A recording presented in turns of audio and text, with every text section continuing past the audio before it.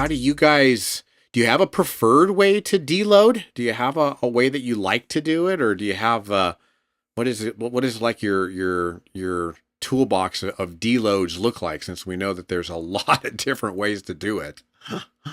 No, you take me back with that, Brad, because yeah, I remember one of your gym bros would be missing like for a week, and you just, they weren't talking about like any vacation or anything like that. You're like, oh, he's on his week off. Like, Hmm. that's what it is.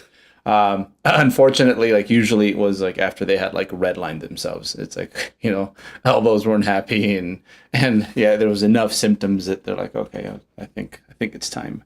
So they weren't preventative, right, by nature usually. Um, but man, with the deloads, I guess with bodybuilding, like you can be very pliable. Like I will let my athletes know, I've mentioned this before, that they have 2 weeks vacation a year from this. It's like, hey, place that wherever you like. So, I think they, when they have autonomy over that and they're like, okay, well, have my vacation coming up or the holidays, like that's going to be hard to, it's going to be hard to get to all my training sessions. They usually make use of that. Um, but outside of that, I'd say so that's common. That's just by default something that I throw in there that I offer. And I encourage them to like use up all their vacation time like before the year's over.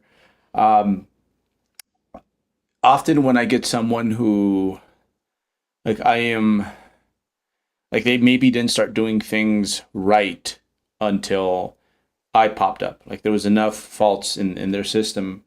One sort of deload that I like to use is the hey, whatever you did like during the first week of this program, now it's 9 weeks later. I want you to repeat that because it's a little bit more productive in that they get to feel that and see just how far they have come because that was really hard at some point. And now here we are 9 weeks later. They're like, wow, it's just like, I just want you to trace over those performances, like loads, sets, reps, all that.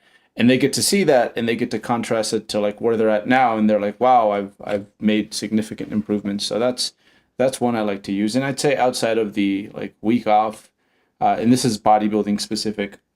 Um, Usually it's just like a traditional drop in volume, drop in loads. And sometimes we'll like amputate a day, especially the days later in the week. It's like, hey, like let's get rid of that fifth day this week. Go do something that Friday. Um, but those are usually my big three. And personally, like I really love the week off simply because with like bodybuilding, I'm not doing a whole lot of stuff that's like it's really hard to like misgroove your leg press. Like it's not as technically demanding as a squat. So I've really enjoyed taking my weeks off, whether it be because something is coming up or because it just like lets you catch up with everything else in life. Like you don't realize how much time you spend training over the course of a whole week, and it's like, hey, I get to go to the DMV and do that thing I've been needing to do, or what have you. So those are my big three methods when it comes to deloading. Yeah, I don't do nothing fancy. It's pretty straightforward. I mean, it's pretty typical too. Just a reduction in set volume, reduction in load. Could be one or the other, or it could be a combination of the two. Could also be eliminating some more demanding exercises. Hey, let's not squat this week. Let's not deadlift this week. Things like that. Like Berto kind of mentioned, maybe taking a day or two off. Just less training days. It could be just training normal intensity and normal volumes, but just remove, a day or two off.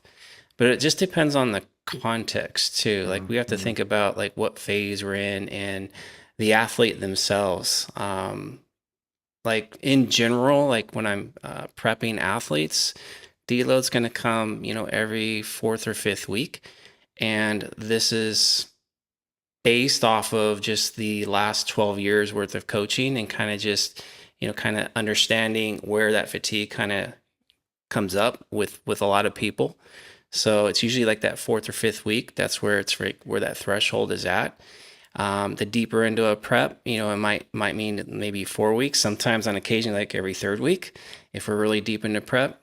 At the early stages of prep, sometimes we can get away with longer. Maybe it's like 6, 7 weeks. So it just really depends on the phase, and then how I actually deload. A lot of it's based off of the person, because sometimes if you have someone who really enjoys to lift heavier and getting them to lift lighter, it's just really kind of a mental challenge. Like if there's a barrier there, then I would prefer to say, hey, let's just lift normal. Let's just reduce your training days down. So that way they, at least when they go to the gym, they're actually feeling like they're still training hard. So they actually keep enjoying those types of things. Off season, like we're talking bodybuilders here, like, I mean, obviously there's more pliability, there's more resiliency. You know, you're eating a lot more food, there's higher body fat percentages, leverages are favorable.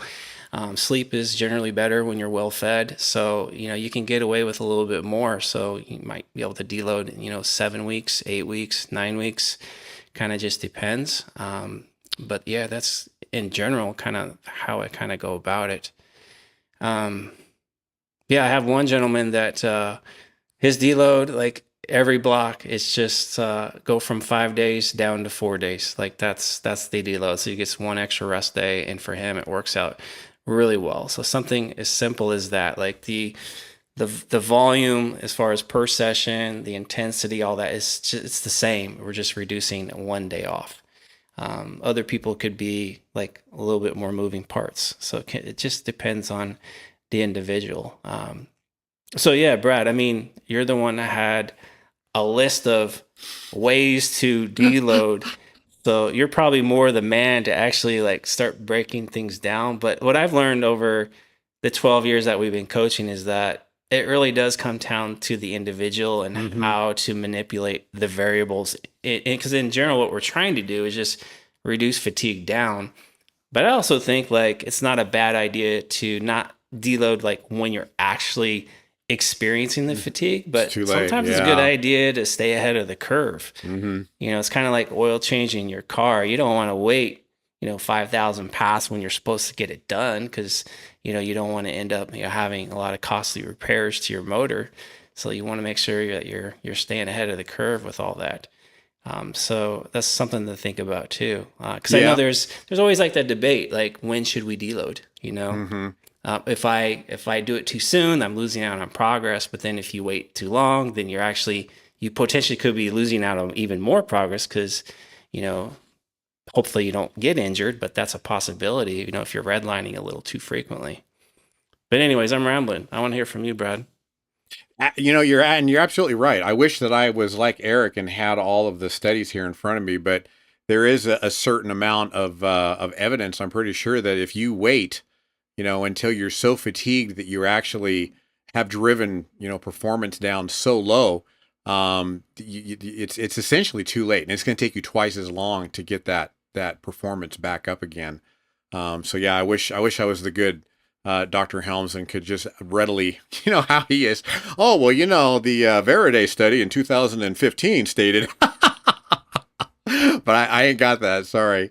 But yeah, just I don't, you know, rehash and open a book I've already written. I've got tons of deloads. I even named them. You know, I'm looking at them right now. The Joint Saver / low motivation extreme diet deload. Here's the bodybuilding deload using BFR, the biannual total I've got them all in there. So you can look on those, but I do have a host of deloads that I have come up with, you know, in the last couple years. And it's just like you, Jeff, it kind of boils down to context, you know, in the individual, you know, and right now, one of my favorite ways to deload for my dieting bodybuilders who are a little bit fragile and they're a little bit, low on energy is I actually stagger the deloads, and it still follows the same 3-to-1 ratio, but I stagger upper and lower body.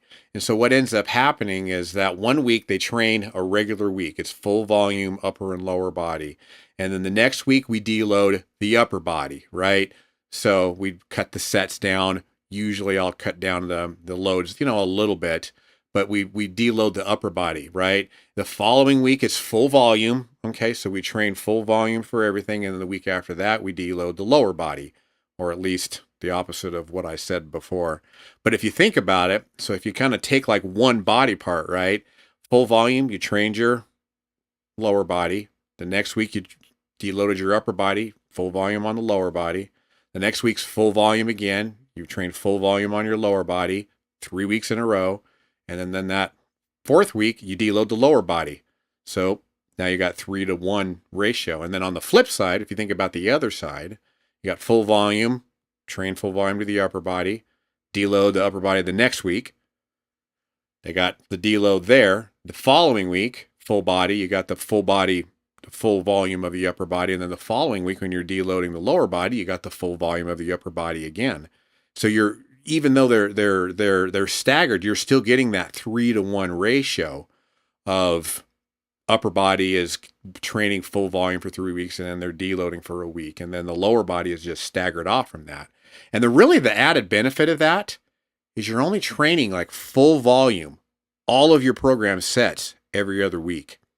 And that's been, for a lot of my, especially my hard dieting bodybuilders, that's been a game changer, because they really only have to get after all of their sets for every exercise every other week. Because in the following week, they're either going to cut the volume down on their upper body or they're going to cut the volume down on their lower body. And that's been really popular for a lot of my my dieting bodybuilders. In the off season, one of my favorite things is what I call the hidden deload.